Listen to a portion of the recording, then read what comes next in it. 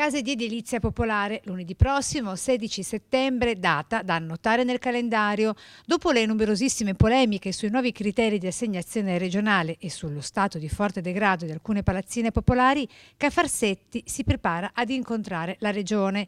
Tema del giorno: gestire nell'immediato le criticità.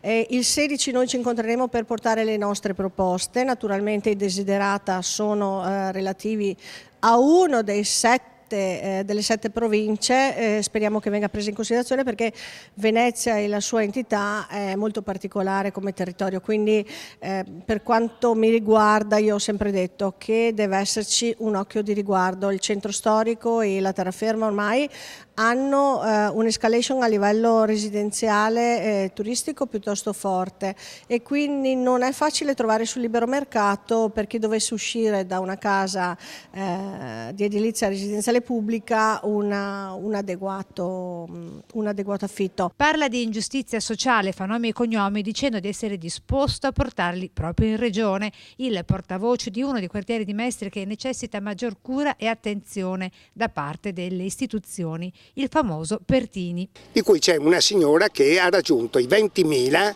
1,47 euro, 1,47 euro. Tanto basta per aver aumentato l'affitto da 130 a 480 euro e lo sfratto immediato. Quindi voi pensate se noi possiamo accettare cose del genere, ma di questi esempi io ne ho a centinaia.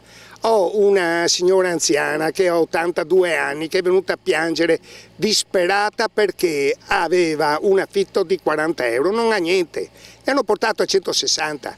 Questa non ha i soldi per mangiare, non accendi il riscaldamento perché non hai i soldi e gli tolgono una grossa fetta di pensione. Voi pensate ai drammi che abbiamo su un quartiere del genere. Di polemica in polemica, con il forte stato di degrado e abbandono in cui versano anche le altrettanto note case di via Prabello a Favaro Veneto, con l'ultimo gravissimo episodio lunedì scorso, l'ennesima caduta di un pezzo di cornicione che per poco non prendeva in pieno una ragazzina di 17 anni a passeggio con il cagnolino.